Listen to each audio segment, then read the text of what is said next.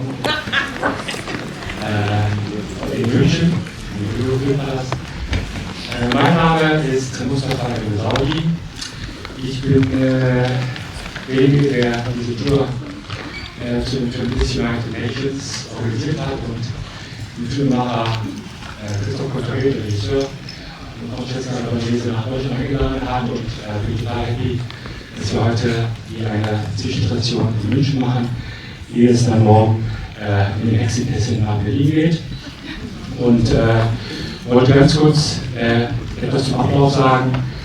Der Film, der wird im Anschluss unserer Tour auch einen normalen Kino-Release haben. Ich bin auch der Verleiher des Films. Ich habe unter anderem auch den Film No Other Land in die deutschen Kinos gebracht, der auch hier in Köln sehr, sehr gut gelaufen ist. Und ich würde mich freuen, wenn Sie den heutigen Abend nutzen, teilen, sharen, liken, forwarden, keine Ahnung, wie man das alles nennt, weil es wäre cool, wenn wir dieses Event schön spreaden und einfach diese Veranstaltung bekannt machen, denn Sie werden gleich einen Film sehen mit 80 Minuten, der sehr klar in seiner Darstellung ist, und im Anschluss werden wir Francesca Albanese hier begrüßen dürfen und Christophe Cotteret, und die Runde wird moderiert von einer sehr charmanten Dame. Ich habe jetzt versprochen, dass ich den Namen nicht nennen werde, und es wird dann so laufen, dass wir ganz normal die Q&A machen, Fragen und Antworten, und am Ende würden wir gerne dann den Raum öffnen für Fragen von Ihrer Seite.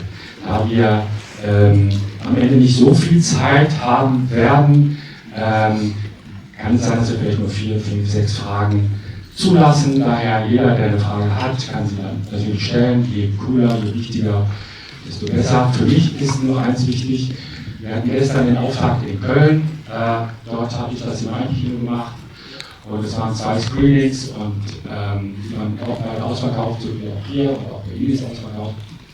Und wir haben festgestellt, dass dieser Raum, dieser schöne Raum hier im Kino, das ist genau der perfekte Raum, wo man halt diese Themen diskutieren kann, besprechen kann, in einer Art und Weise, wie wir das vielleicht nicht mehr so oft machen. Wir ecken vielleicht wieder an, wir greifen zu schnell an, aber wir müssen miteinander sprechen über diese Themen, und vor allem Francesca Albanese benennt die Sachen auf eine Art und Weise, wie es kaum jemand tut, und daher bin ich so dankbar, dass sie dann auch den Weg gefunden hat, und ich hoffe, dass wir das teilen können, weil ich glaube, wir müssen über diesen ganzen Komplex Weltpolitik, UNO, Israel, Palästina, wir müssen da einen neuen Weg haben, miteinander zu sprechen. Ich freue mich, bin gespannt und wünsche Ihnen jetzt eine gute Projektion, wie man in unserer Branche so sagt. Gut unterhalten ist schwer, aber es ist ein wichtiger Film, und bin gespannt. Auch nachher. Bis gleich. Danke.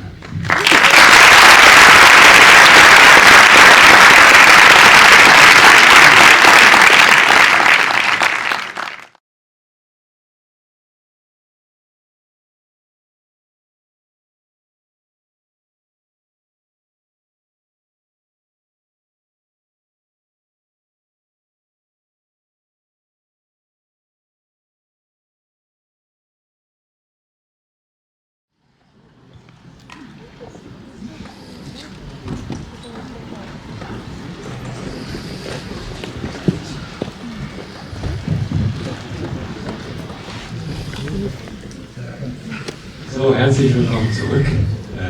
Ich bin Nahe. Ich mache es gar nicht so lang.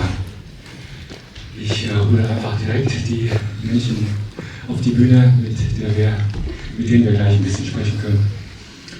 Und freue mich und bin gespannt auf Ihr Feedback.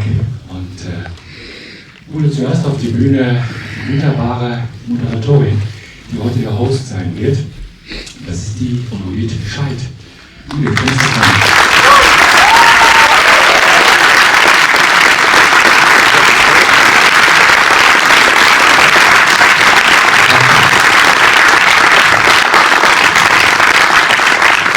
Wir möchten dir alle nochmal in aller Öffentlichkeit danken. Danke für das, was du tust. Danke für dein Engagement, wie du es tust und mit der Energie, wie du es tust. Ich habe den Eingestand, ich bin eigentlich feige, wenn ich sehe, was du tust. Und vielen Dank, dass du es machst und bleib ganz stabil dabei. Vielen Dank.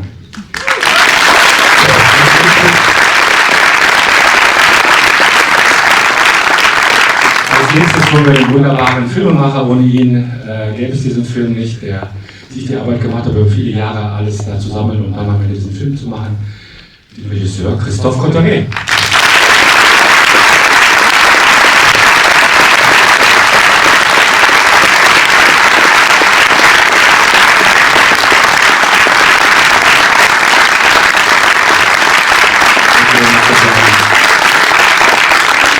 And now, last but not least, die ganz bescheidene, nette, offene, beim Namen nennende und sehr, sehr mutige Frau. Wir könnten uns alle sehr, sehr viel von ihrer Art und Weise abschneiden. Und ich freue mich, dass sie den Weg nach Deutschland gefunden hat, speziell auch hier nach München, nach dem, was so die letzten Monate, Jahre hier so war. Und rufe auf die Bühne Francesca Albanese.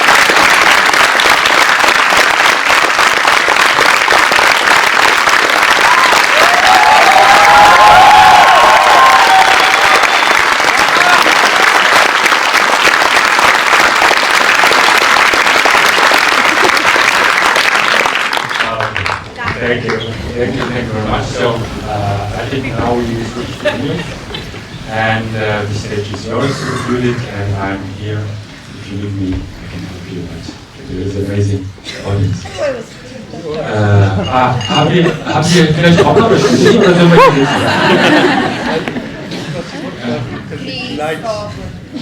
Okay. I will ask outside.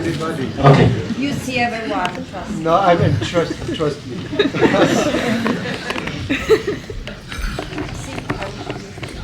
Hi.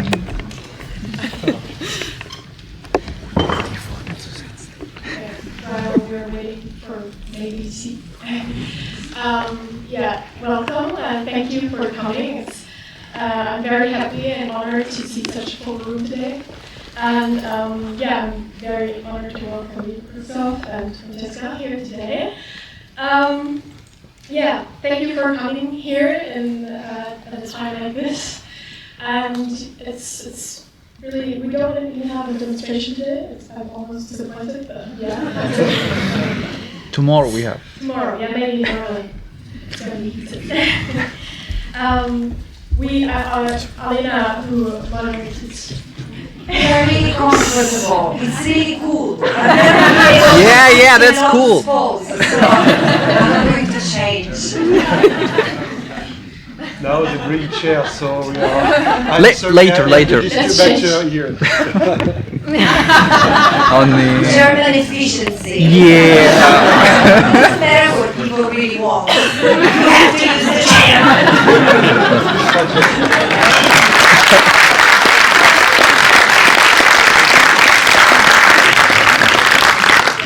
Okay.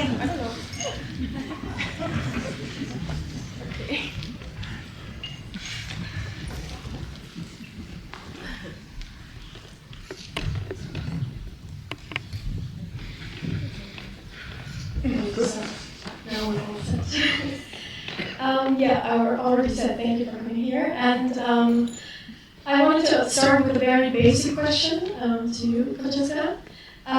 So, you actually don't have to do this. Like, the position of the special rapporteur is pro bono, so you're not getting paid for what you do. Why do you get up every day and be like, yeah, I'm going to continue what I do, and I see that something else? First of all, thank you very much. Thank you, everyone. It's so nice to be welcome with this warmth in in Germany. And it's what I do really because of you, because of me, because we need to do better. And I think it's hard. It's hard. It's not that I think it's hard to do that alone. So my work actually would be this work is not a job. It's a service. It's a service. The United Nations asks special rapporteur to document and report on human rights violations. In my case, violations of international law in occupied Palestinian territory that Israel has occupied since 1967, and it's increasingly, openly, ostentatiously colonizing.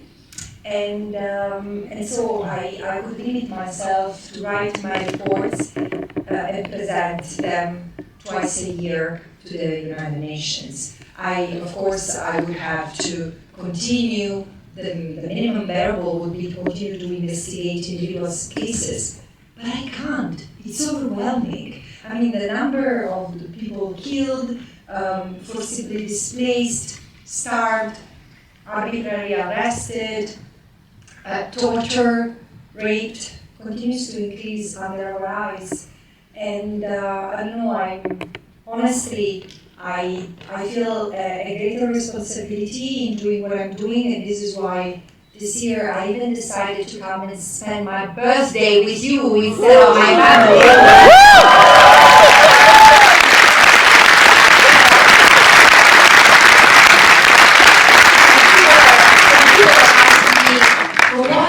Why? Because it's very symbolic to be on Land's Day in Berlin. And we need to remind ourselves of that responsibility that we Italian, you Germans, and the French, and all the others who in the last century committed heinous crimes, that this time we need to do better.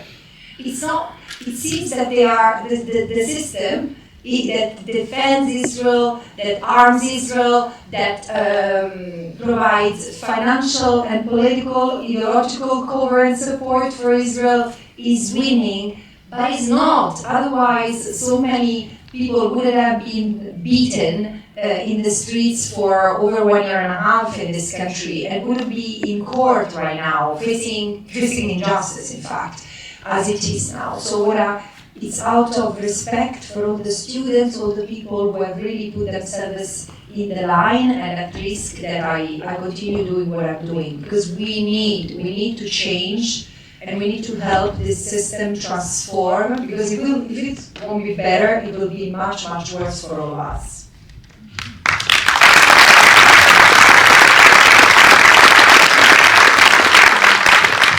Christophe, when I watched your film, I wondered, you're a filmmaker, you're a storyteller, but there are many stories out there.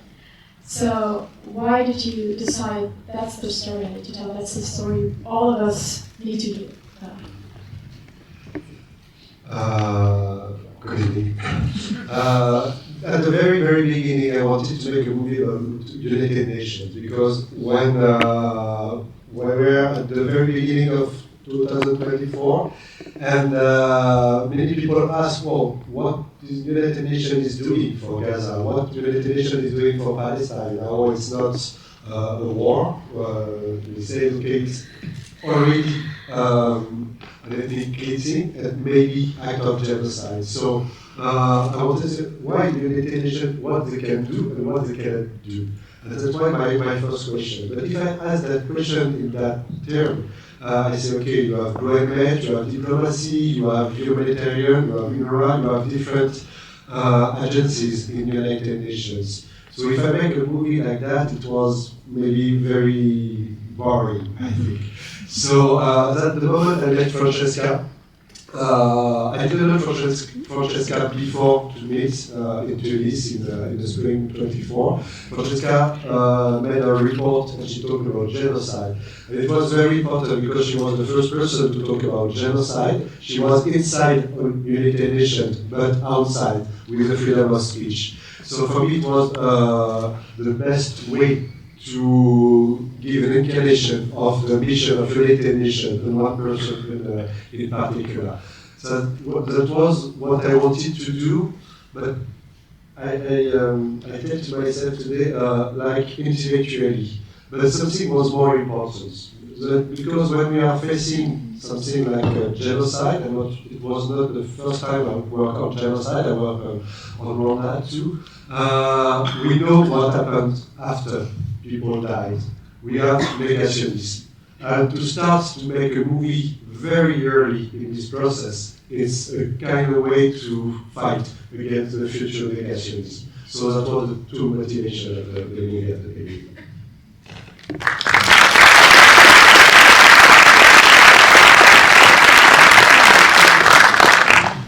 Francesca, I heard you talk about the role of young people before. So when I told my friends about today that I have the chance to ask you some questions, I had to promise them to ask one question. So we finished school last year, and now we have to apply to universities. And it's a really shitty time to decide what you want to commit to in your life, to be honest. So we always talked about, law and international law specifically. And we have like kind of debates about it, because some of my friends tell me, this is the time for it, this is the time when we need experts and people specialized in it. And others tell me, what the hell are you talking about? International law is dead. So, what do you want me to tell them? What should we study? Well, whatever you study, please don't be spoiled brats. Because in order to have, there are people, I suppose, in this country, sure, in my country, I mean, we have, I can speak with greater sense of awareness and knowledge of what our Constitution is about.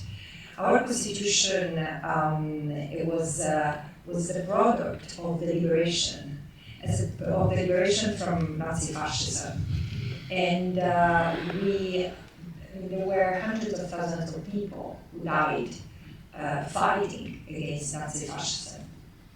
That Constitution really carries the legacy of their sacrifice. They died not just for themselves; they died for us to be free. And I feel really, really offended when someone today says the law is dead. No, it's our sense of it's indifference that is more alive than the sense of protection of ourselves and the freedoms that we have. Because freedom of expression is guaranteed in my Constitution as in yours. And the freedom of association and the freedom to protest peacefully against the decisions of the state, of the government, or a government, is enshrined in constitutional law. So when it's not respected, it's not dead. It's simply not respected. So what do? I mean, as the ultimate guardians of those rights, we continue.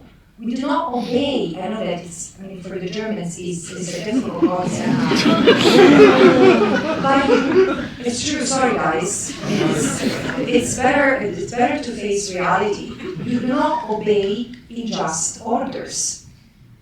As simple as that. If someone tells you, or even if the state is providing weapons to a state which is committing genocide, your state must be stopped. As simple as that.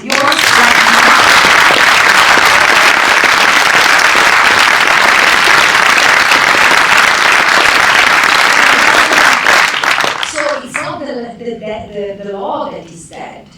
It's humanity that is dead. It's empathy that, as I said once in the United Nations, it's empathy that has elaborated from this institution. How come? Look, there is one thing that is extremely, extremely revealing of where we are as a global society today. And genocide is utterly divisive. This is not even new. Because what is happening today is not that people don't know what's happening.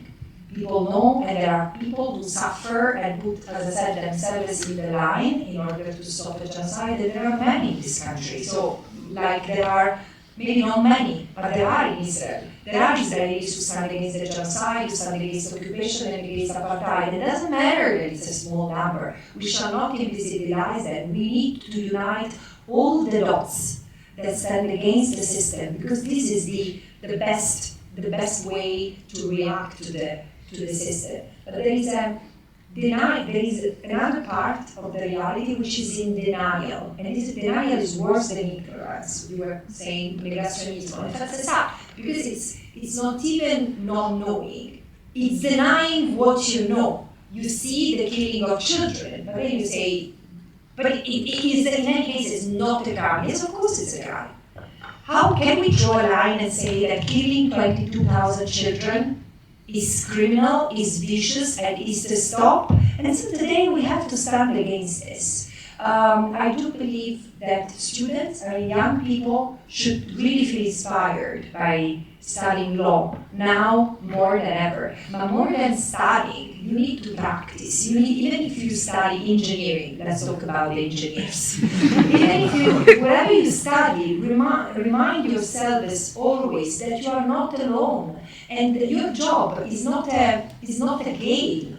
You need to think of the impact of what you do, whether you are a lawyer or not. So whatever profession you choose, remember to decline it with ethics. Ethical choices must be at the very root of who we are. And whatever we do, we should think in terms of solidarity. This is what humanity means, being part of a human family. And this is the disease that we have all fallen into. The fact that we think of me, my job, my reputation, my friends, my recognition, my credentials in a society. This is the disease of humanity, individualism. And the challenge today for young people and less young people is, can we see it and overcome it? I think yes. This is why I'm here. This is why restlessly I keep on going around and trying to awaken the conscience of people. Because it's just about that. And also here. But it's like opening the window in the morning. What do you do when there is so much, when someone else opens the window for you? What do? You try to cover your head under the duvet and say, oh, let me sleep around a little bit. Let me really believe that it's okay that our Prime Minister says that Israel is doing the dirty job for all of us. Let me sleep my quiet slumber. No, guys, this is wrong. Having the justification of an aggression against another state, and you don't need to sympathize with the regime of that state, for sure. But an aggression is an aggression, and the moment we tolerate lawlessness, sooner or later the lawlessness will have a boomerang effect and will hit us straight in the face. It's already happening. This is the beginning of totalitarianism. We've already been there, and better we awaken before it takes us down as it was 100 years ago.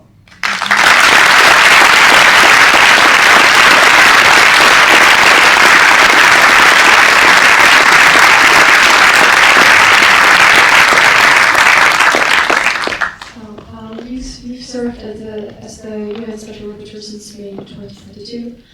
You serve as an independent expert chosen by the Human Rights Council. By virtue of your competence, you are asked to submit a report twice a year to the Human Rights Council and the General Assembly. For example, the famous reports Anatomy of a Genocide and Genocide is Colonial Erasure, also featured in the movie. But the most recent one published this month, it's called Torture and Genocide, and analyzing systematic torture of Palestinians as state policy and as an instrument of genocide. To be honest, Germany isn't too eager to tell us about that, so you're here today. Could you please summarize your latest findings? Actually, the idea of writing and a report about torture came to my mind last year, because I read about how many cases of torture for victims of regimes outside this country had been brought before German courts. And I said, oh, maybe this is a case where I can really help advance justice for the victims, for the survivors. And then it has become a necessity, because I started documenting the first cases of torture and rape against Palestinian inmates post-October 2023. in January, February 2024. And after this, there have been at least 3 reports between February and June 2024 by Israeli human rights organizations, then by UNRWA in June 2024, and then Palestinian human rights organizations, and then Israeli organizations again saying there is a, B'Tselem published a report saying there is a network of torture centers. No one reacted. So let me explain what has happened, because it's even worse than what has been described. Palestinians are not new to anything that they are undergoing right now, apart from one crime, an enforced disappearance. This is something that had not been registered, surely it had not been registered or recorded at this level. Today we have 4,000 Palestinians who have been detained at some point, arrested, and then disappeared. So we don't even know where they are. But after, and they have experienced brutality, brutal arrest, arbitrary detention, arrest and detention for many years. I even documented it in 2023, in July 2023, speaking of a regime of widespread carcerality, where Palestinians are deprived of their freedom behind bars, with really abusive military orders and abusive practices, but also outside. I mean, they live in a regime of carcerality with a repressed freedom of movement, are highly surveilled, and depending on the Israeli military bureaucracy for permits for whatever they do. The situation has dramatically worsened after October 2023. Even the United Nations Committee Against Torture, which is a treaty body speaking officially to Israel, has concluded a few months ago that Israel has established a state policy to torture Palestinians. And then the Commission of Inquiry on Israel-Palestine documented that torture has been committed in the context of a genocide, so it meets the definition of inhumane, infliction of severe bodily and mental harm with the intention to destroy a group as such. I've confirmed that. Palestinians have been abused and tormented since the very moment they have encountered Israeli soldiers in the Gaza Strip. They've been stripped naked, beaten, burnt, blindfolded, and then there's been just a nose diving into an abyss of brutality. They have been starved, they've been treated like animals, really humiliated, raped. Torture and rape will be, and mark my words, the hallmark of this genocide. Because in fact, I argue that Israel has used torture as a tool to destroy the Palestinian people collectively and in a continuous fashion and across generations, because no one has been spared. Children, mothers, fathers, elderly persons, and apart from describing the brutal practices that have been, I mean, the Human Rights Council have read some of the testimonies of women who have been raped multiple times by soldiers, gang rapes of men who have been raped with metal rods, with knives, with dogs. Dogs think that in this part of the world there are people training dogs so as to rape other humans. This is the monsters we have become. So it's again, I repeat, Israel has a lot of responsibilities, but we are not better, and we know that. I mean, Germany has taken donkeys, has evacuated donkeys from the Gaza Strip. Look at the paradox, because they couldn't endure the capital bombing. And then there is also another part of the report which talks about the torturous environment, that all these crimes, the totality of crimes against the totality of the people, or the totality of the land that Israel has slated for ethnic cleansing, inflict. So Israel, I mean, if torture can exist without a genocide, outside a genocide is torture. And what Israel has done confirms that. And the last point is that the last part of the report has this subtitle, the right to torture Palestinians. Because this is something, I mean, if you look at this, the ministers that I hope will be arrested and detained as soon as possible, like Katz, Ben-Gvir, and Smotrich, I mean, they have really encouraged and advocated for a greater repression of the Palestinians. Ben-Gvir has called for has called the prison revolution, and now the death penalty for Palestinian prisoners has been instituted. It's really horrendous, and there is a participation, I'm sorry to say, but there has been a normalization of torturing and raping Palestinians. Evidence of it, two things.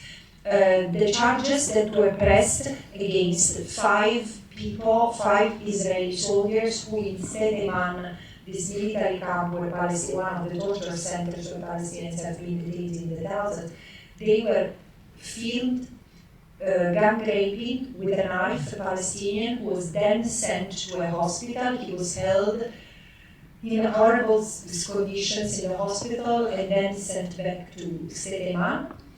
They are free. The charges against them have been dropped, even this case. And the person in the army who has leaked the video has been arrested. Other thing, a few days ago, a Palestinian child of 1 year and 10 months was kidnapped together with his father and held for 12 hours in order to extract a conviction from his father. It was tortured in front of the dad. The soldiers burned his legs with cigarette butts, and then, as it was not enough, put a needle in the leg of the child, and then he was returned to the family. This is what Israel is doing to the Palestinians, and again, we can deny it, we can pretend that nothing has happened, but this is the reality. And today we are even looking elsewhere, because what I had predicted is happening. It starts in Gaza, will not stop in Gaza, and now Israel and its big brother are bringing havoc upon the entire Middle East.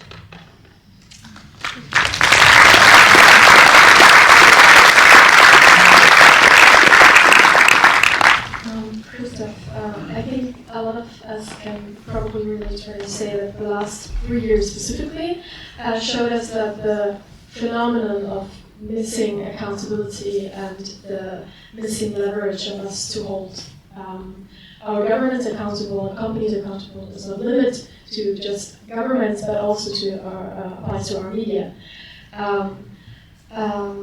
who sometimes chooses to be complicit by legitimizing genocide, not only legitimizing it, but also prioritize, taking part in the repression against people like us, protesting against this occupation back here. So you work in the field of journalism and storytelling, and I wanted to ask you, how is the situation in a time where repression of journalists reporting critically on Israel is increasing, and maybe wanted to ask you if you faced obstacles in the making of this film. That's a good question.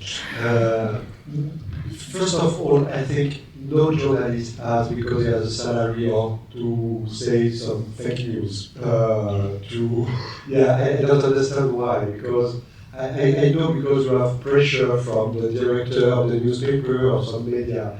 I don't know in Germany, but I can imagine that I can talk about Belgium and France, that the countries I know. Most of the media really, not just they didn't do their work. Maybe in October 23, we just asked, okay, what is that? Maybe it's a war in Gaza against Hamas or something like that. 2 or 3 months after what Francesca said, after many reports said, after what we saw in the beginning of 24, there is no mistake, there is no confusion. We exactly know what is happening. So why in the most media in Europe, we continue to talk about a war against Hamas? Maybe it is a part, really, but it's not the whole frame of what is happening. The media didn't make their work. So it's a very important thing, because when you watch what is happening in other genocide or other cleansing, with the Rohingya, for example, for the Rwanda, in Serbia during the Yugoslavia war. The media locally in the country dehumanized the enemy, they dehumanized the people who the soldier or militia have to kill.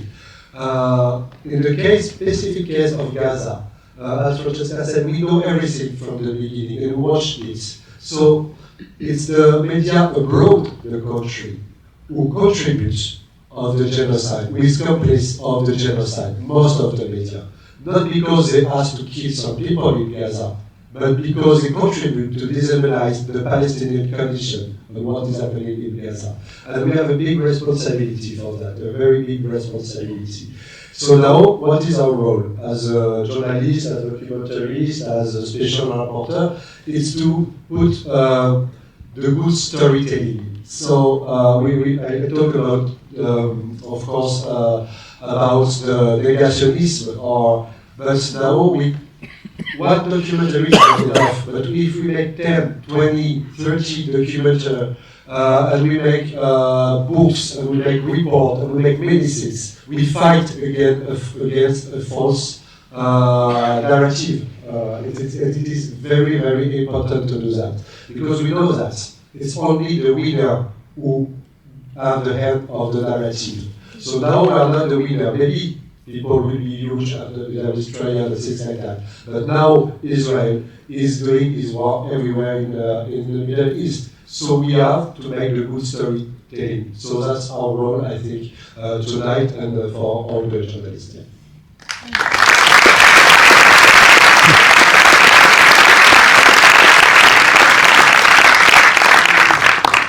Francesca, I recently saw on Instagram that you are collecting testimonies and evidence on, media and reporting on the genocide. So you're planning to taking a closer look on the role of media in the Israeli genocide and occupation in general, but especially since October 2023, I think. And obviously your report is not finished yet, but I wonder if you could give us your perspective on the role of media, but especially you're a lawyer. Your job is to apply international law in your analysis. So why does media even matter to you? Is there a legal basis to hold media accountable, or why is that a part of your job? Yes, as part of the work I'm about to do this year and into next year, there are so many things that deserve to be investigated, and I have this urge of doing as much as possible, because I have the feeling that the more we document and the more we give a track of of the injustice that has been done, that continues to be done, the higher the chance that there will be a way to correct it, to fix it. So, in a way, this is the first genocide. This is not the first genocide that happens with people knowing, because clearly other genocides were known as well. Genocide starts with the dehumanization of the other. It's not that.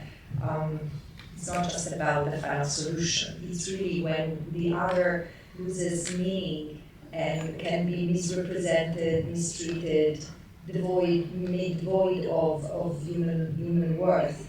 So for me, the media deserves to be investigated because it has played an incredibly dangerous and immoral role. I plan to investigate 3 aspects. The first is the killing of the truth. The fact that nearly 300 Palestinian journalists have been killed in Gaza through something that was really persecutorial. These journalists knew. They were telling the genocide of their own people from within, and many of them were offered possibilities to escape, to leave Gaza, and they stayed because it was their land, because indigenous people stick to the land, and also because they felt a huge responsibility toward their own people. They were killed by an army that gamified their death. Kill lists were circulated. Anas Sharif, for example, or like many others, they received phone calls. They were told, stop reporting, don't go there, don't go here, and one day they were killed. So they were going around with their will. Most of them have left their will. Or Fatma Hassouna, she made a documentary with her phone, which was mentioned at Cannes. It received a recognition at Cannes, and the day after, her house was bombed by a precision missile, and forensic architecture has investigated and documented their killing as intentional. So this is to be investigated. The second part is how Israeli media have narrated what was happening in Palestine. Because in any genocide there is a media, and please, you have said it also from your own experience in Rwanda, there is and I've seen it in the work of international tribunal, like those who looked at what had happened in Rwanda and in former Yugoslavia. There is always a role that media play in amplifying the genocidal narrative, for example, by dehumanizing the Tutsi or by dehumanizing the Bosniak, and the same thing has been done with the Palestinians. But there is another aspect which is very telling and doesn't have much parallel in history, and it's the role of international media, which has done what national media has done, even more. I mean, sometimes Israeli journalists have been much more forthcoming, open, and honest of international media. I gave an interview to the New York Times in February 2024 about the cases of rape. That interview has never been published. I gave an interview in December 2023 to Le Monde. That interview was never published. I mean, there are not many these are big independent media who are renowned and have a good reputation. And so they have, and it's not just about this, amplifying the military narrative spread by the Israeli army and their acolytes, portraying the Palestinians as terrorists, talking of self-defense, it's a war. Never, I mean, special rapporteurs have said it over and over. A state cannot claim self-defense in the land that it illegally occupies, and despite the fact that there has been a greater attention, including by ordinary people, to international law, the media has, in this country in particular, but also in my country, they've continued to serve the interests of those who were advancing the genocide. So I mean, the only parallel of transnational dehumanization of a group is the Holocaust. During the Holocaust, I mean, there are Israeli historians and others, including European historians who have documented the role of the media during the Holocaust, the brutal dehumanization of the Jewish people and others, like the Roma and Sinti, or so and this is the thing. What does international law have to do with all this? Well, first of all, journalists are protected. They are particularly protected, but as a particular category of civilians, because of the telling the truth from the heart of the conflict. They shouldn't be touched. They should be protected. There should be precautions. But we have seen it since the killing of Shirin Abu Akleh. Wearing a press jacket is a target if you are Palestinian. And by the way, before the killing of Shirin Abu Akleh, other 40 Palestinian journalists have been killed in the preceding decades because of their documentation. The other thing is epistemic violence. Our media, most of the Western media, it produces epistemic violence. There is violence in the way other people or other situations are described, and the racism the racism and the racist categories that are used against not just the Palestinians, against the entire group of humans is something that we need to reflect about. So this is why I hope that this report will at least help open the eyes over this reality.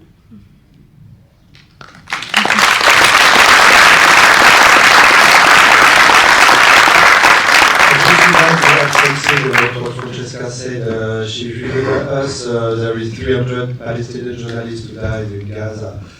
What is very important, Gaza is the only place in the world journalists cannot enter, the only place. Even in Afghanistan or Sudan, it's dangerous, but you can go inside.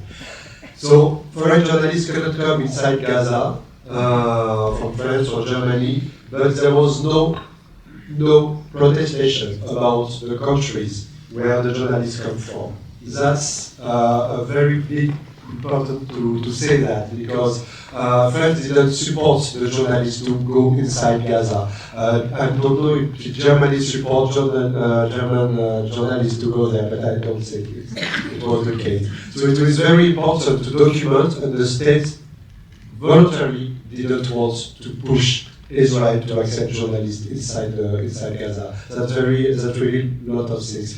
Just one thing about journalists too. It was very important when the journalists are doing a good job sometimes. For example, when Francesca was attacked by my foreign affairs minister, Jean-Noël Barrot, the first time France 24, who depend of the Ministry of Foreign Affairs in France, just called Francesca and they had an interview. In few minutes, in few hours, the ministry, everybody knows in France, the ministry is lying about fake news. And they try to attack Francesca from the fake news. Here in Germany, it took a little bit time. Yeah. Maybe given the press they have, given the media they have, they might not know what you're talking about. Sorry? We do. The media they have, they might not know what happened with Barrot. I don't know. You know what is happening with our French minister, French foreign minister? In one word, we have Jean-Noël Barrot. Maybe you don't know him, even French don't know him.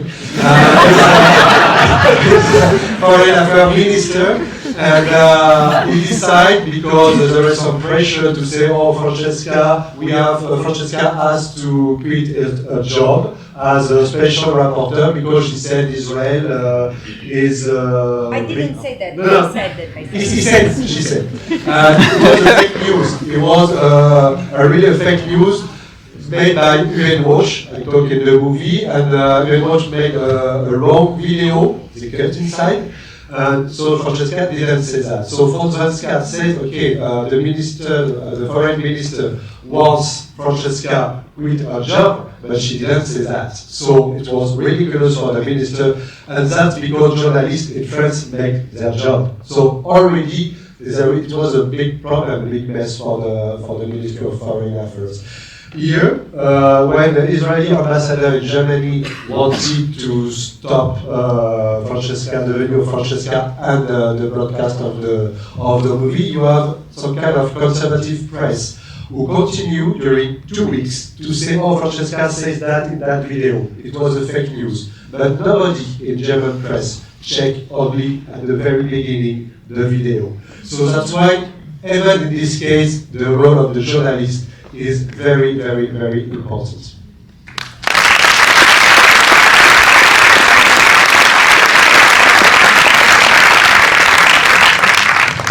It's not just the journalists, because if it was just poor, sloppy journalists, it would be bad. But the thing is that, so what happened is that I said that Israel has committed genocide for 2 years.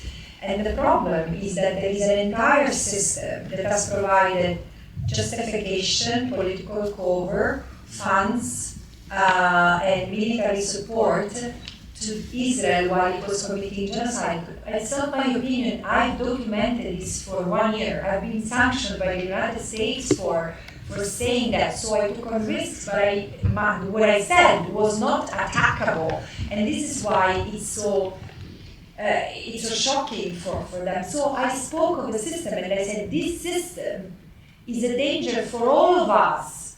And so they cut this and they portrayed that I had said that Israel is a danger to all of us, and then it became, oh, Israel is the enemy of humanity. Now, the French minister had an hysterical reaction that eventually backfired thanks to the French media. The Germans did the same, and Italians did the same. They asked for my resignation based on what the French minister had said. So not just the journalist, even your Minister of Foreign Affairs didn't check and never apologized, of course. Hey.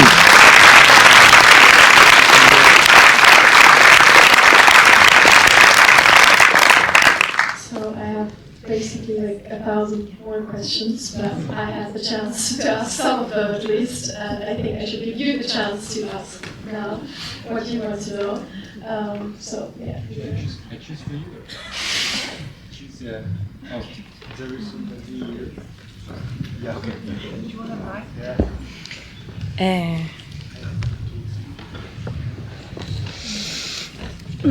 Thank you.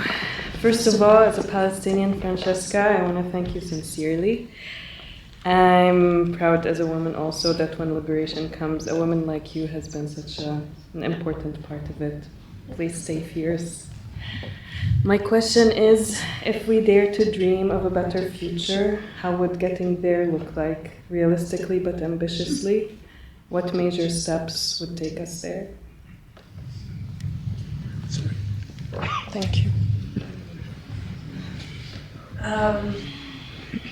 I understand why for Palestinians I'm so odd, because the Palestinians are used to foreigners who go there and try to help, white saviors 2.0, but the moment things get a bit tense, they run away. So they say, why is she doing that? And why? She's not even paid to do that, and also Palestinians are used to internationals bringing their promises, and so far I'm not. But look, I just represent a new wave for Europeans to stand in this world, and also in the diplomacy. And this is why I say, take me just as one of many who are proud to be part of this continent, who are proud of being a proud Italian. I hope that there are so many proud Germans here who want the system to be different and not to accept the slaughter of your people anymore. So I think I've learned so much. I've learned so much from Palestinians, and because I think that we non-Palestinians don't have the antibodies to resist all this, also to cope with the mental overloading that comes with. It's hard. It's hard to be speaking. You see your people slaughtered, and then you live in a society like this who blames you. It's very hard to stay peaceful, to stay caring, to keep the rage inside, transforming it into something that is transformative, not destructive. But I've learned, and as I've learned, I keep on thinking we need to practice sumud. Sumud is not about rage. Sumud is about intelligence. Sumud is this beautiful Arabic word that means steadfastness. But it's what kind of steadfastness? It's adaptability. It's knowing that you need to adapt to the circumstances. But ultimately, sumud is that of the trees that stay rooted where they are and won't move. And my certainty today is that my roots go deep down into, I know it sounds rhetorical, but it's not, it's justice. I want a future that breathes justice. I want my freedom, I want your freedom, I want the freedom also of those who come and contest me. Yesterday, proof of it, yesterday night there were just a few people, more flags than feet, who were shouting, that was funny. They were shouting in my face, "You are an anti-Semite, you are not welcome here." And I'm very glad that those around me didn't shout it, they were very, and I said, tell me why. And we discussed, and eventually, you need to say, I'm not saying you need to educate every piece of denier that you find, but we need to see the world we want. We will not be able to convince everyone. This is not the point. But we need to use the power of imagination. And the power of imagination leads me to a place where Netanyahu, people like Netanyahu, Ben-Gvir, and Smotrich could be one day sitting in the Hague, or in another place where Palestine trials will be celebrated. I do not imagine a Nuremberg trial like a Nuremberg tribunal. I imagine trials for Palestine, for justice for Palestine, for the survivors, for those who have defended Palestine and have been beaten by the police, everywhere they are. This is the justice I imagine. But I also imagine a justice where everyone can be free, where we can have freedom, we can have rights, but also social and economic justice. And for this, we need to undo the system that is today profiting from the death of Palestinians and others, and other Lebanese and Iranians, and the list is long. So we really, in order for it to happen, there is a need really to commit, to understand what is our role. Every one of us has power, but we need to think in terms of we, and not in terms of me. So put the ego aside and say, I'm not mine right now, or I'm not entirely mine. And it's beautiful. I mean, not being selfish is a gift that keeps on giving. I mean, do you see me depressed, or yes, it's hard to be without a credit card, honestly, but we live in a world where we can help each other. If the Palestinians are resisting, and if the Palestinians say, we will rebuild, and you will be invited, and they're serious, they're damn serious. So if they don't get the press, why would we? And so let's take this as an opportunity to work together and get really what remains of the racism that continues to fester in our society. I mean, let's uproot it once and for all. This is the roots that we need to uproot are these ones, that of racism and discrimination. And I think that with this awareness, we can move all together toward very concrete actions. Individuals can and must boycott.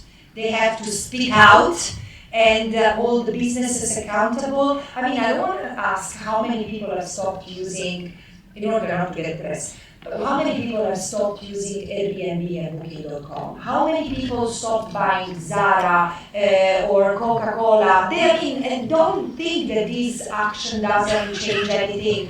Boycott and pressure works. Eni, the bigger oil company in Italy, which is 1/3 controlled by the state, has pulled out of its Israeli consortium, while 2 months ago was even denying to be part of that consortium. So pressure works, but it works if all of us do our part. And the last part is lawyers.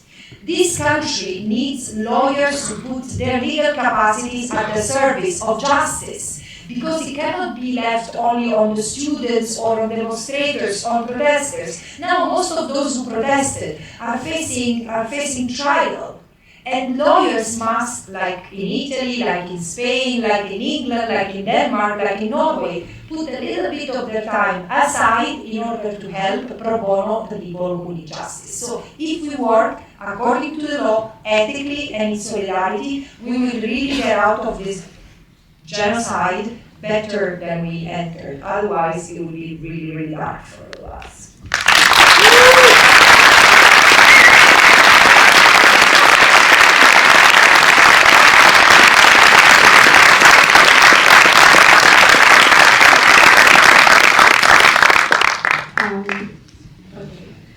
First of all, it's such an honor to be here and to listen to you. Thank you so much for coming, a day before your birthday even.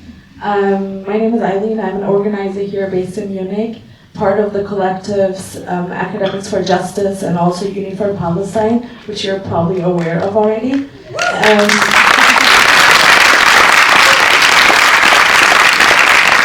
Also part of the newly founded Academic Boycott Campaign Germany, which is a network of collectives here, where we're trying to get BDS really at the universities and academic institutions going. I call Munich the belly of the beast of Europe. It's horrible. I don't want to sugarcoat it at all.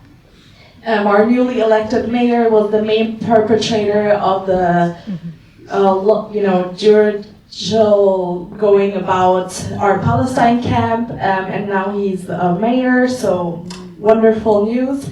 We're also preparing a report to send it to you.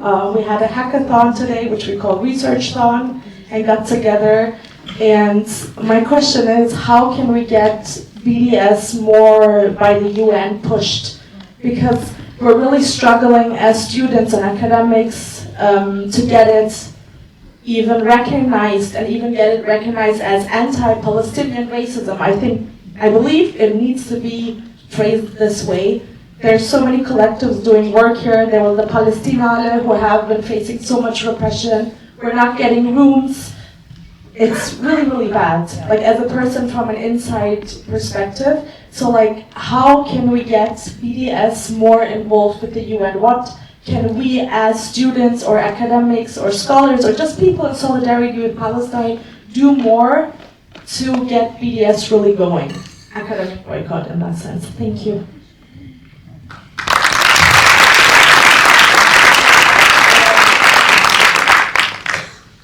I try to be brief, although this is such an important question, and I think that, somewhat the report I wrote about the economy of occupation and economy of genocide that demonstrates how the private sector, with various components, not just the arms industry, but also the civilian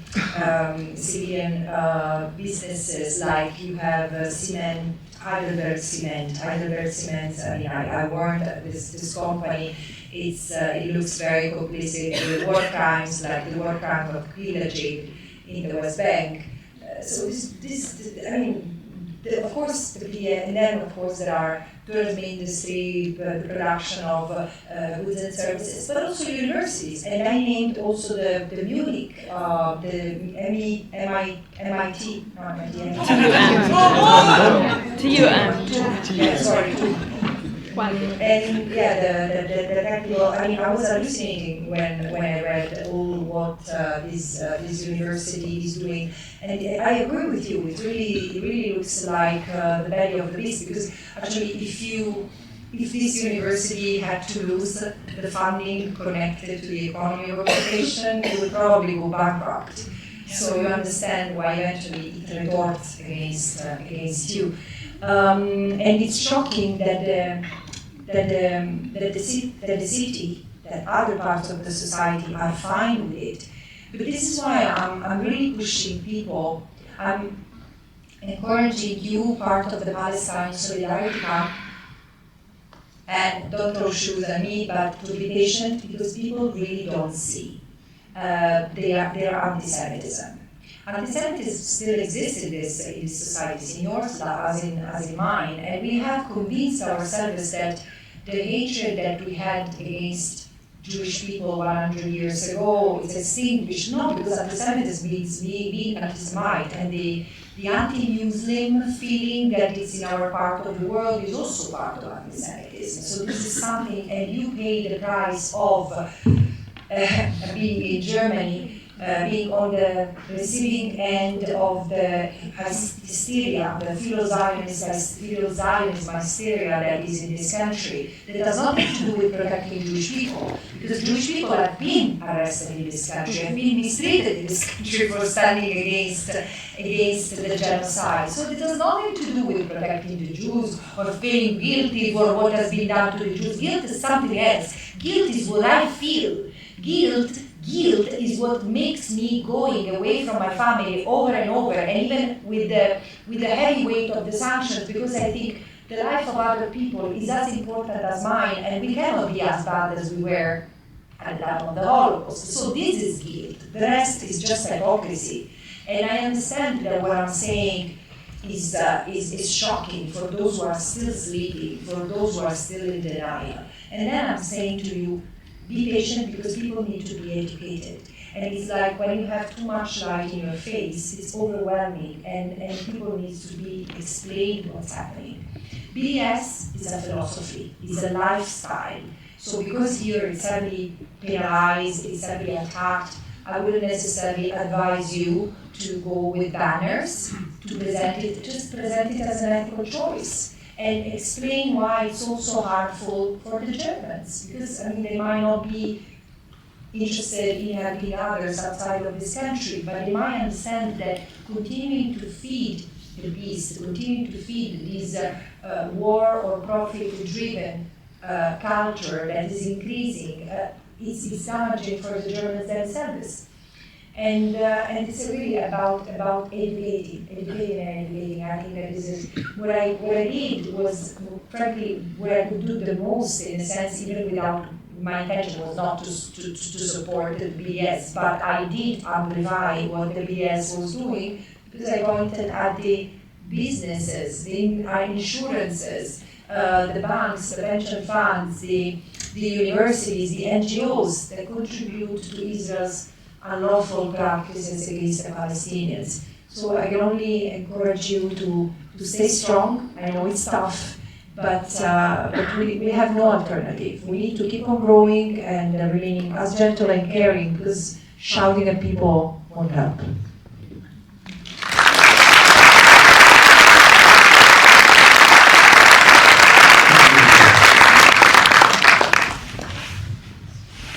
Hi, I want to introduce us. We are Palestinian film days in Munich, and we had from Tuesday until tonight, and we changed our program because of this movie. And today we also had the screening of the movie that you mentioned, of the photojournalist Fatima. The movie name is Put Your Soul Hand in your hand, and more. By the way, we are looking for a German distribution. And I also want to say there is a demonstration tomorrow of Palestine Speaks Munich at 6:30 at Marienplatz.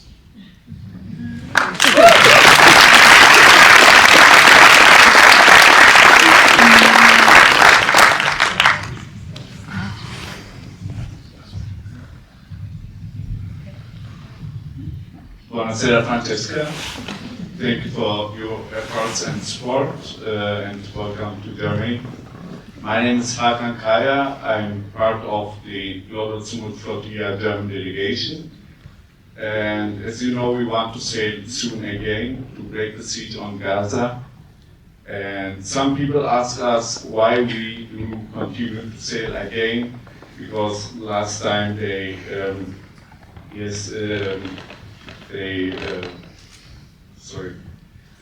stopped us and they took everything, boats and everything inside, and they're asking us why we still continue to try to break the siege, and what is your opinion about this topic?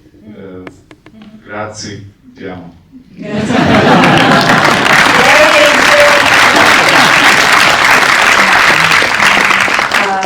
I'm glad you asked me this question, because again, this is where our sumud, our steadfastness and our capacity to adapt to circumstances and changing circumstances is utterly required. And together with other special rapporteurs, I've been a strenuous supporter of the flotilla, as well as like any other movement that stands in solidarity with people under oppression. And I think that the flotilla is a brilliant part of the global Sumud movement that is the prelude of the revolution that we need to get rid of the legacy of the past. The colonial mindset, the racism, we need the decolonized multilateralism made by the will of the people. Really, there is so much symbolism in the catastrophe that the Palestinians and many of us are living, that I really think we need to understand these symbols. At the same time, I ask the flotilla comrades, I understand you want to say, but why do you want to say? Do you do that for yourselves or do you do that for the Palestinians? Because if you do that for the Palestinians, you need to understand that right now, the circumstances are no longer what they were last year.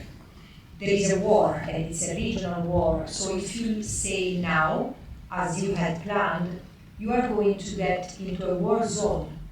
And where the Mediterranean Sea right now is a war zone. So the solidarity of the people who have supported you might change this time, because you are clearly putting yourself in danger, while the ones who might have protected you last time, like they didn't have to, but the Lebanese Coastal Guard is now not even operational.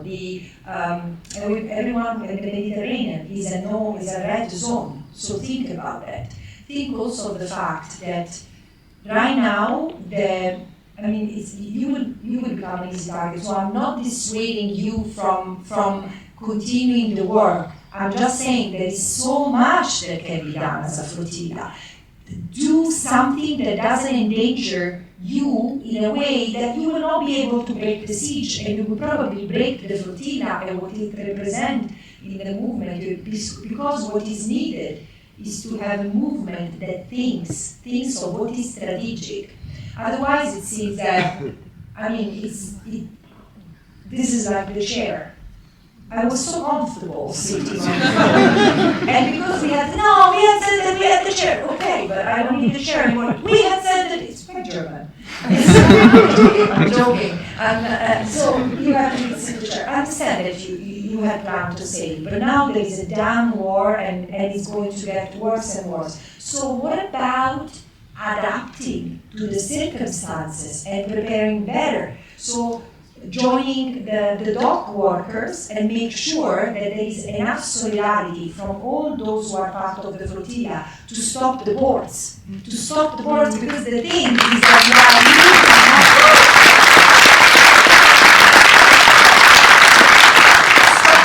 because the boards are those points from which weapons and other goods are sent to Israel. There is so much work to do. Also preparing to have other forms of providing support. And I have some ideas, and I don't want to say that here because I'm sure there is some, the idea can be hijacked before it reaches the flotilla comrades. But this is just to say, be very careful, because the weather has changed, and you would sail knowing that you're going to face a storm that you might not overcome.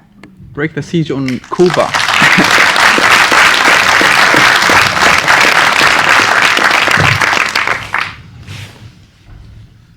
Hi. I have a gratitude and a question and opportunity. شكرا جزيلا Albanese. Maybe I start with the opportunity. As United Nations volunteer for the Palestine Marathon, I want to let everybody know that the Palestinians will not be running by their own on the 10th marathon, but we can run with them virtually from anywhere in the world on the 17th till the 19th of April. You can just download the app from Google Store or from App Store called RaceMate app, and you can join virtually and run with the Palestinians over the world for the freedom. The question is, I have actually read your report about genocide and torture. I have summarized it in like a summary video on my Instagram, and I feel like I'm being alone in this battle in my community, because the video, like the report, was like really devastating, and nobody has shared my video. I got some likes, but nobody has shared anything. So like, if someone read this and goes, it's just like really worth a like. It's not worth like forwarding it to other people, to let other people know what's happening. And that's why I'm really grateful to watch this movie tonight, because I feel so strength, because I start to question myself. I am seeing another truth. Is something else happening that I have been missing? Am I being the black sheep? So I started to reshape what can I do for the Palestinians at the moment. And to be honest, I have withdrawn myself from Instagram, because I have read also your report about how capitalism or big companies help with this genocide. And I have actually made a screenshot with me canceling every subscription and saying what they are doing, and nobody has shared anything and nobody has cancelled anything. And it makes me feel again that I am alone in this battle. So my question is how to reshape this, and also I had the thought how you being on the front line, how can I make you stronger? How can we make you stronger so that you don't give up this battle, since you are also seemingly being alone on the front line on an international space? I think you should get out of social media.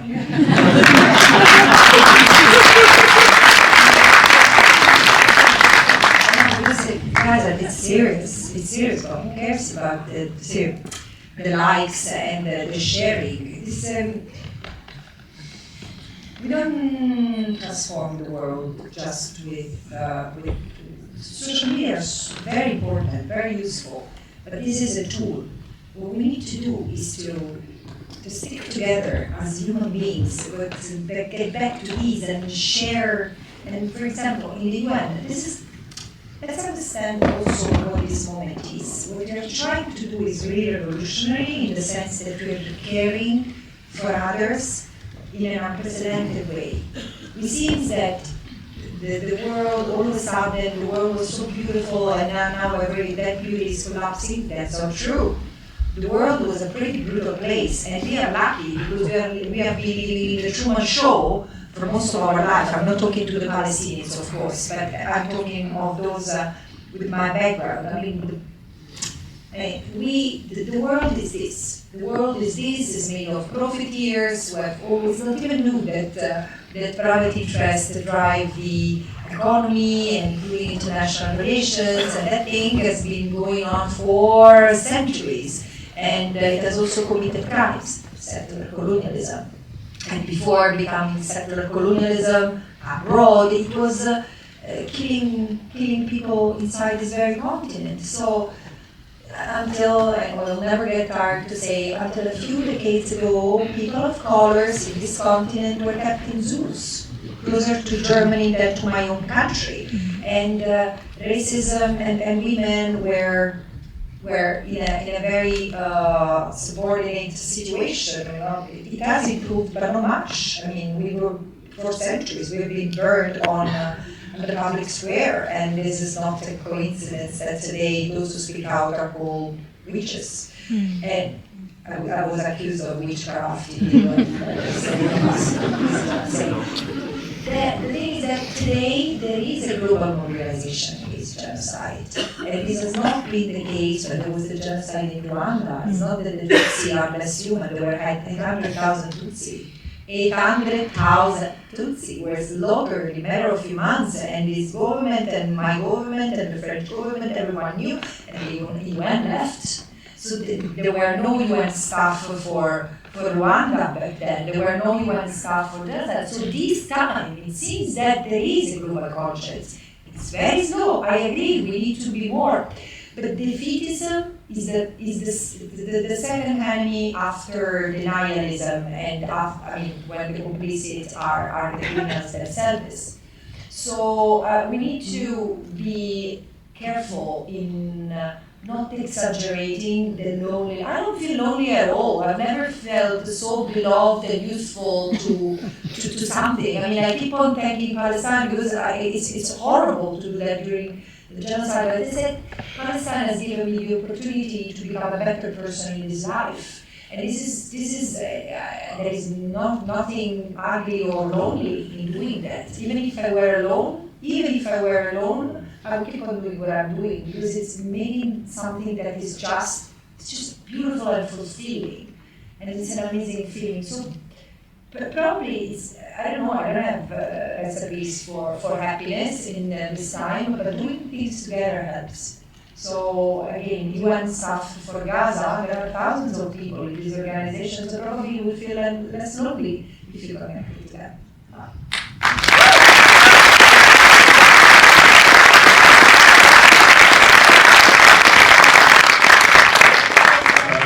I have a question to Judith, Christophe, and Francesca, and to all of you. You see all the people in power, in the parliaments, in the governments, who are pulling the triggers, who are shooting the gun, who are doing the torture. What if we imagine that we reverse the role? If we replace all these men with women, could one of us imagine the same massacres, the same atrocities, the same murder going on when we, by tomorrow, change the roles from man to female to women? Just, I would be interested in Christophe's and maybe the younger people's mind, because we are talking about the future. Yeah. And no, I don't think. Look, I've seen so many alpha women saying and doing horrible things. I mean, the European Union.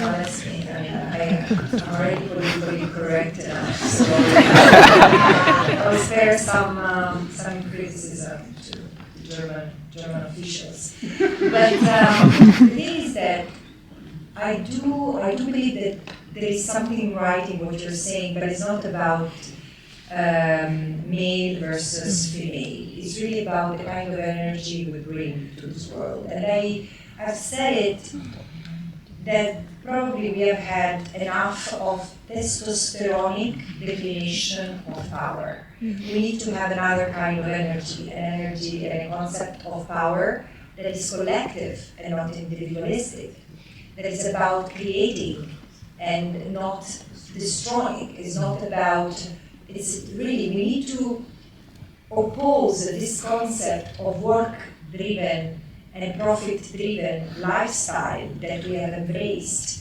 And we need to change for the environment. We need to change for the other earthlings that we have completely commodified. Humans are really weird because humans turn everything into objects to their own needs. This is not a sustainable way to be in this world. And this is why I think that this is the time for feminine energy. But this is not something that should make men feel outside of this space, rather the contrary. And again, this is part of the cultural revolution that we need. Yes, but yeah, again, I think I answered this question.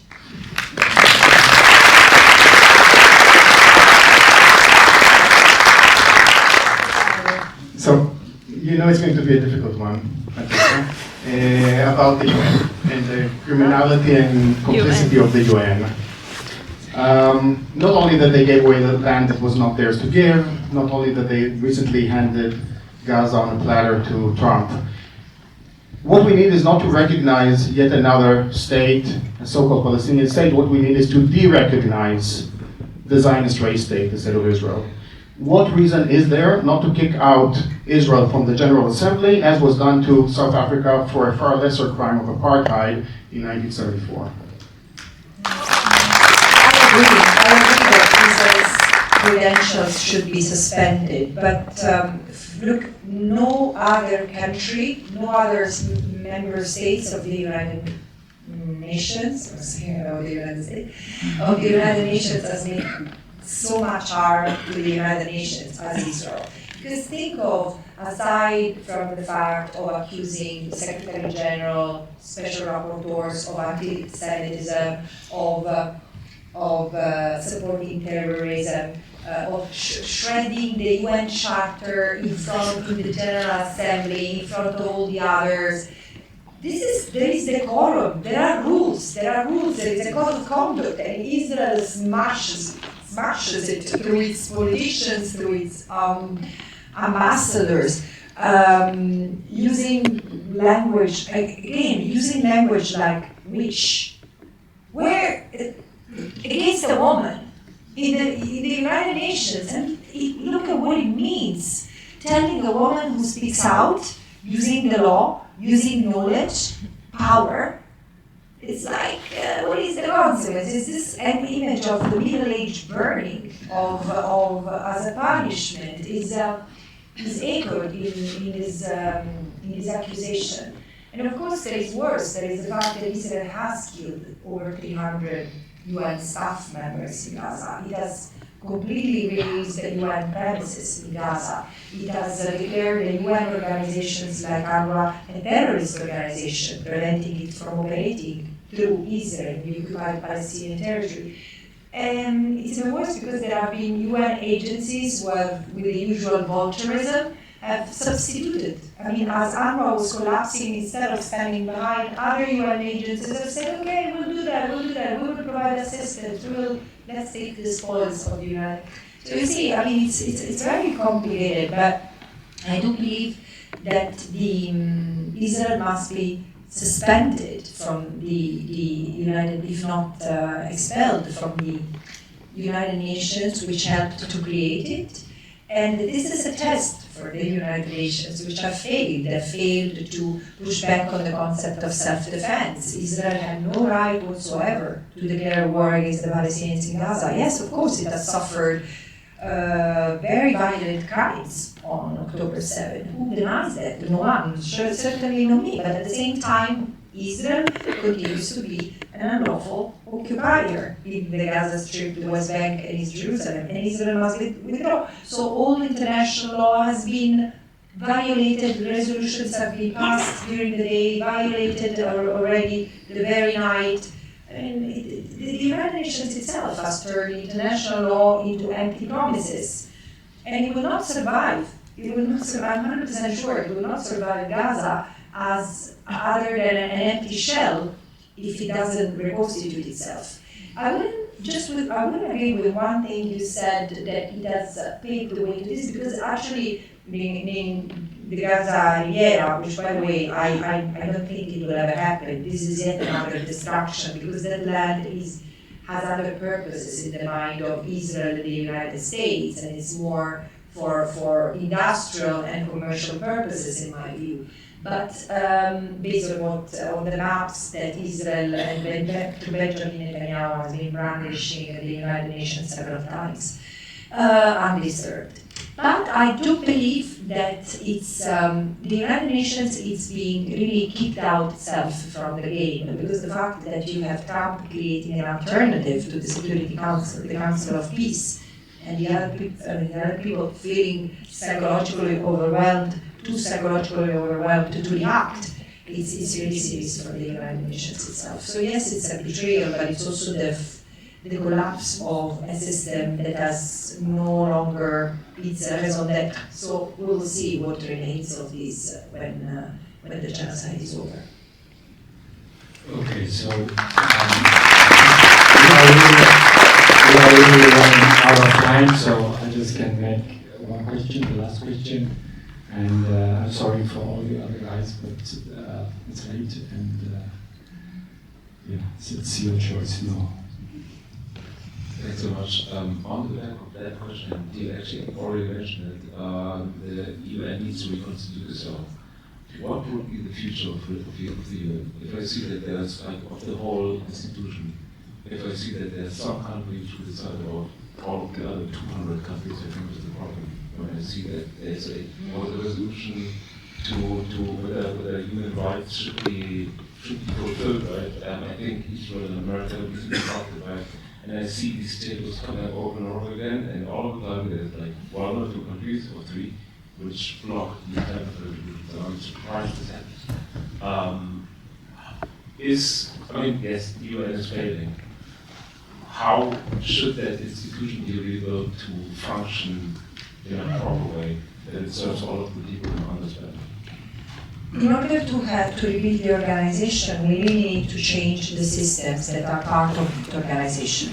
I know that people have been talking of reforms, there are always reforms, but they are cosmetics at this point. What needs to change is we need to undo the legacy of the past. The United Nations were conceived at the end of the Second World War, where 3/4 of the world were still under colonial yoke. There were 53 members during the time, even between 45 and 48, 49, and now there are 193. and member states, and so it's a different world, but it's still dominated by that colonial legacy. And the colonial legacy, mind you, this is something, I mean, I hope I'll be clear, because I'm still mulling over it, I'm still making sense of it, but I've understood since I worked on Economy of Genocide report, that in fact we are distracted by states. We behave as the responsibility was with states, and it's not. It's with the higher corporations. And as I said, there is an accumulation of wealth and resources in the hands of certain corporations that is superior to that and the power of member states, which means that multinationals have more decision power than states themselves. Take the example of Colombia and South Africa. Colombia and South Africa are among the 10 states who are really trying to break ties with Israel. But the thing is that the private interest in those countries, especially connected to extractivism, extractive industries, are so strong. I mean, South Africa and Colombia are, ironically, the countries that are powering, whose industries are powering the genocides because they provided coal to Israel.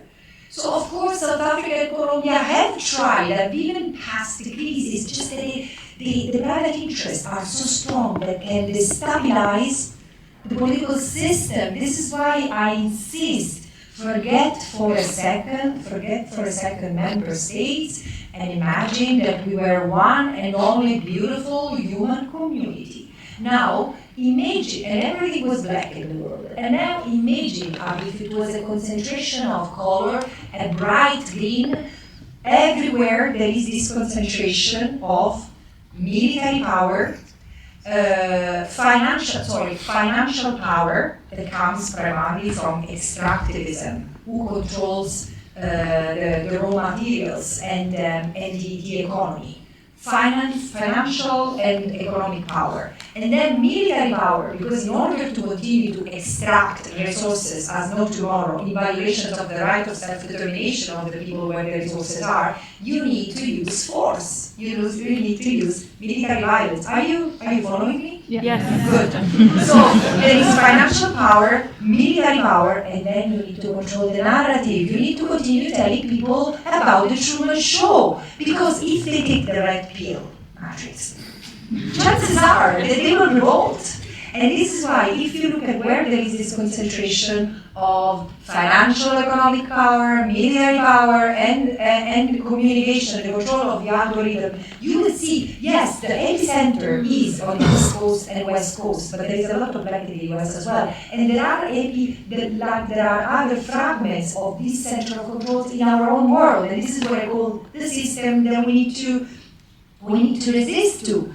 If we manage, this is why justice for Palestine is a fraction of the justice for us, in order to have real wealth, in order to be not just workers, not just slaves in the Truman Show, but to make sure that the environment is one where we are protected.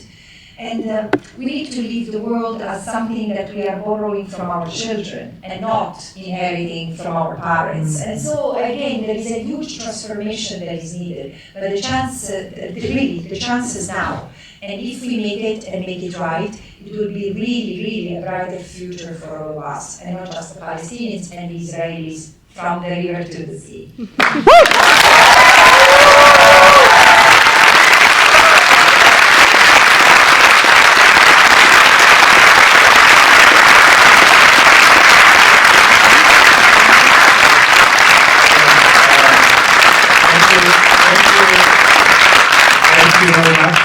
Tonight it was a very it's an amazing evening. Thank you very much to you all. Thank you very much to you, the chat.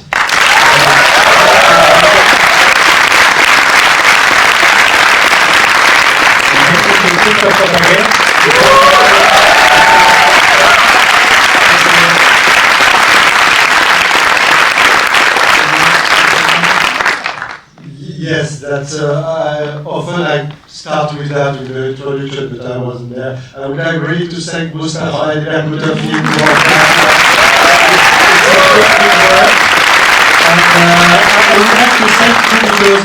we talk about the media, but really the best of the German-French collaboration is Arte, and they really make it possible to make the movie at that time, at the very beginning of 24. It was very hard for them to assume that too. So thank you for the channel I work with Arte, and thank you to be here. Yeah.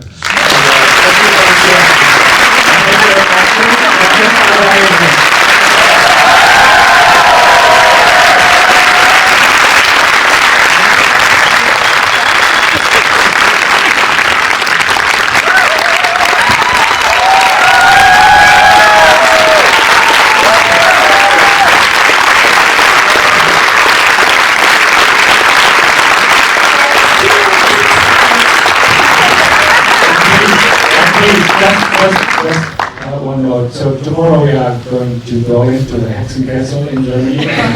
We are expecting 3 demonstrations in front of the parliament. Come with us. So you attend here tonight, and you, I think you understood everything. So share it, forward it, network, like it. We need to be